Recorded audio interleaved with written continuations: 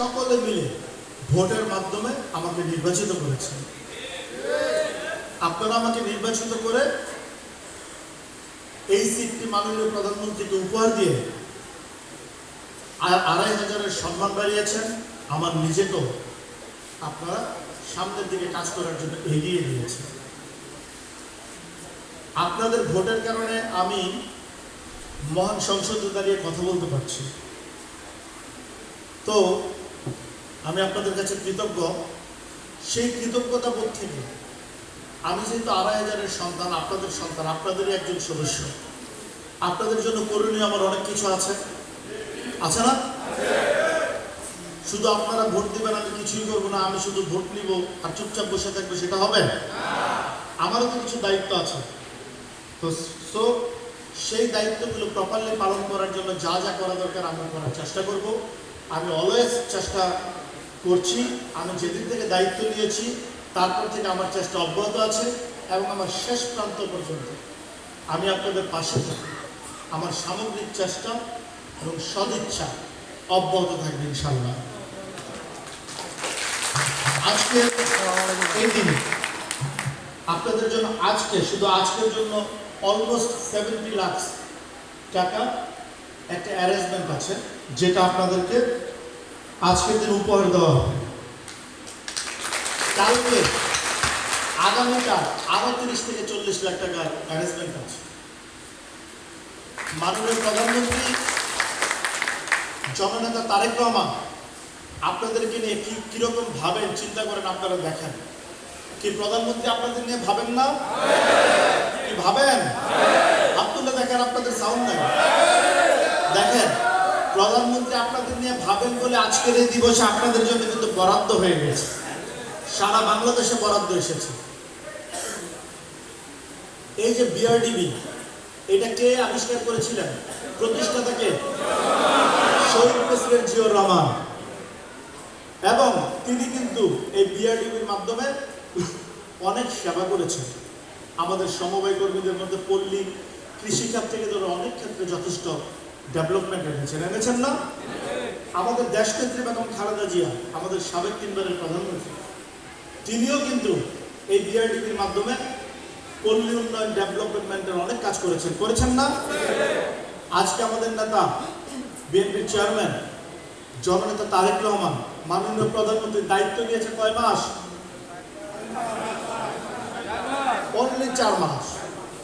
এই 4 মাসে আপনাদের জন্য অনেক কিছু করছেন না? বাংলাদেশের জন্য অনেক কিছু করছেন না? দেখেন, দায়িত্ব নিয়ে কিন্তু ২৫০০-এর জন্য অনেক কিছু করছেন, যার সুফল আপনারা পাচ্ছেন। ঠিক আছে? এই যে আমার মা বোনেরা আছেন, আপনারা যারা আছেন, আপনাদের জন্য কি করেছে? সমিতির মাধ্যমে মুরগির খামার থেকে তো অনেক কিছু করার ব্যবস্থা করে দিচ্ছে না? দিচ্ছে? তাহলে দেখেন, একটু চিন্তা করেন। মিডলে অনেক বছর কিন্তু সেই স্বৈরাচারের আমলে এইসব ফ্যাসিলিটি ছিল না, ছিল বন্ধ ছিল। মাননীয় প্রধানমন্ত্রী শপথ নেওয়ার পরেই আবার আপনাদের নিয়ে ভাবছেন এবং তার সুফল কিন্তু আপনারা আজকে পাচ্ছেন না?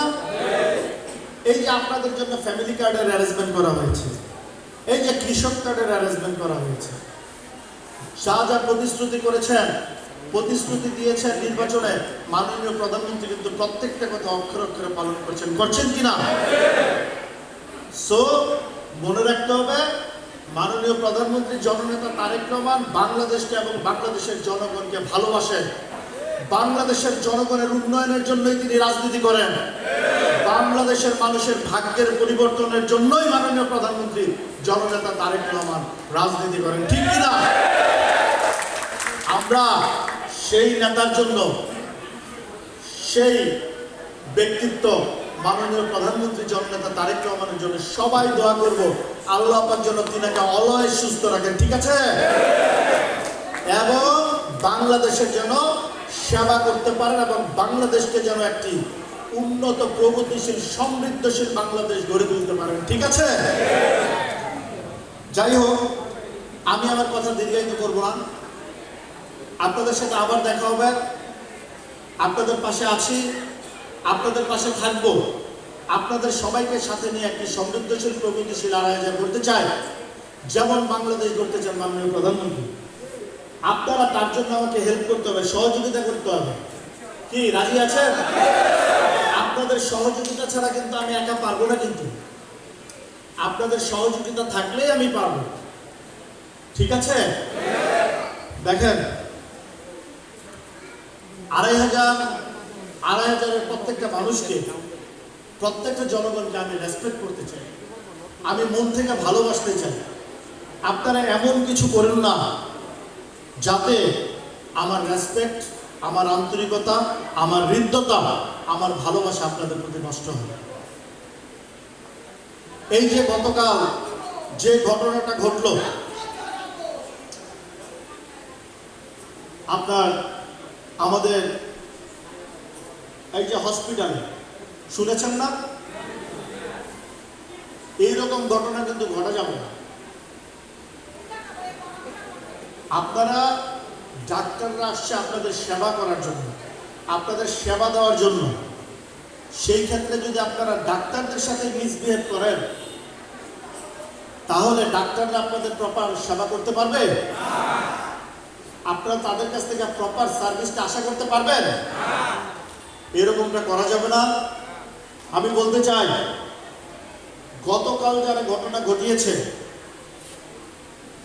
তাদের তো আইনের আওতায় আনা হবেই, কারণ কেউ, আমি, আপনি, আমরা কেউ আইনের ঊর্ধ্বে না। আমার পরিবারের কোনো সদস্য যদি হয়, আমার ঘরের কোনো সদস্য যদি হয়, তার জন্য অন্যায় করলে কোনো মাপ হবে না, অন্যায় করলে বিচার হবে। আর আমি তো টোটাল ২,৫০০কে আমার পরিবার মনে করি। সো আমার এই টোটাল পরিবারের মধ্যে কেউ যদি কোনো অন্যায় করে, আমি মনে করি তাকে আইনের আওতায় এনে তার উপযুক্ত ব্যবস্থা করা উচিত। ঠিক কিনা? যাই হোক, এরকম ঘটনা যাতে কোনো পুনরাবৃত্তি না ঘটে তার জন্য সজাগ থাকবেন। ঘটনা যারা ঘটিয়েছে তাদের জন্য তো ব্যবস্থা হবে, সেই ব্যবস্থা দেখেই ভবিষ্যতে আপনারা থেমে যাবেন ইনশাআল্লাহ। কিন্তু আমি বলতে চাই, ২,৫০০ সঠিক প্র্যাকটিস করেন, সত্যের পথে চলেন, ন্যায়সঙ্গত মতো চিন্তা করেন, কিভাবে ভালো হবে, কিভাবে ২,৫০০ ডেভেলপমেন্ট হবে, কিভাবে সুশৃঙ্খল, প্রগতিশীল, আগামীর সমৃদ্ধশীল ২,৫০০ গড়ে তোলা যায়, তা নিয়ে সবাই ভাবেন, সেভাবে কাজ করেন। আপনার জন্য ভালো হবে, আমার জন্য ভালো হবে, জনগণের জন্য ভালো হবে, ২,৫০০-এর জন্য ভালো হবে, এবং আমরা একটি সুন্দর আগামীর স্বপ্নের ২,৫০০ মাননীয় প্রধানমন্ত্রীকে উপহার দিতে পারবো। ঠিক কিনা? সবাই ভালো থাকবেন, সবাই অন্যায় থেকে দূরে থাকবেন, সন্ত্রাসী করেন না, সন্ত্রাসী করে লাভ নাই। আপনারা ভালো কাজ করবেন, আপনাদের জন্য আমি খুব ভালো। আপনারা খারাপ কাজ করবেন, আমি কিন্তু খারাপ হতে